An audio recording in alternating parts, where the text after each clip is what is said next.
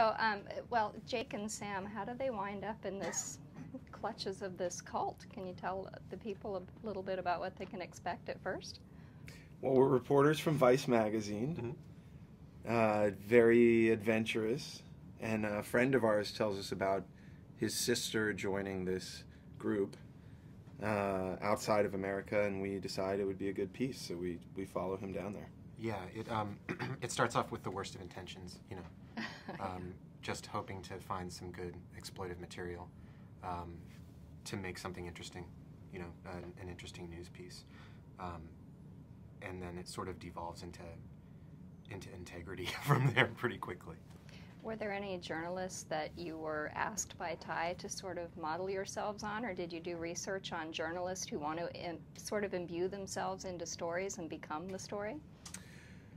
Well, we looked at Vice travel guides. I mean, that was a sort of a working model just in terms of, I think, the irreverent attitude at the beginning of the film, sort of towards the assignment. There's a lot of humor in this movie in the beginning and a lot of feeling of just sort of going down on some crazy adventure and not knowing what we're going to run into. But, you know, I had watched a lot of documentaries about Jonestown and sort of knew, because they have a lot of footage, you know, I mean, a news team went down there, and so I was personally kind of trying to tap into some of that. Yeah, and so, yeah, people our age know about Jonestown so well already, and watching the various docs on Jonestown, I don't know how many of us did it in prep before this one because we already were aware of it. I knew that in my case and Joe's case, it was more fundamentally useful to watch a lot of Vice Guide to Travel, and I already had seen some of that stuff, and we shot this before the series started. Oh, really? So we had, you know, in my case being the on-camera personality, there were a handful of very specific people that had very specific jobs in Vice before it started sort of broadening and branching out. So understanding the aesthetic, which is what the movie was going for, really helps with the aesthetic of character dynamic and relationships. Well, this is, you know, described as a horror film, but it's also a pretty heavy drama and psychological terror involved in it. How would you describe it to fans of horror who go in looking for something like, say, the end of House of the Devil, or, you know? Yeah.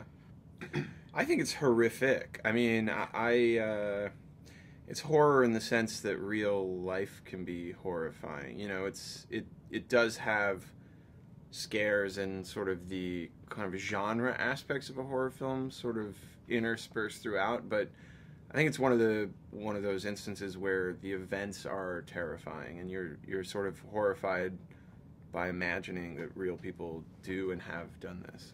Well, I've lived in genre so long as a kid watching it and being lucky enough to make them, that when we first saw it at Toronto at the premiere, and you know, Joe and I were there every single day shooting the movie, but I had no idea what the tone of the film was going to be when we saw it, because we were going for such a heightened reality perspective.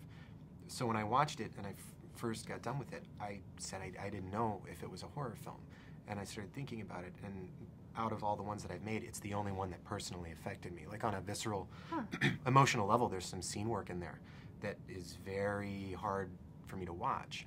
And so, like Joe was saying, it definitely was the most horrific thing that I've collaborated on. But on surface level, you know, I was like, oh, does it have this crazy plot twist? Is there, it doesn't resemble a slasher. It wasn't going for any sort of jump scare. So instead there was this dread that would build. Perfect for Dread Central. Good stuff. Thanks, guys. You're welcome. Thank you, Stacy.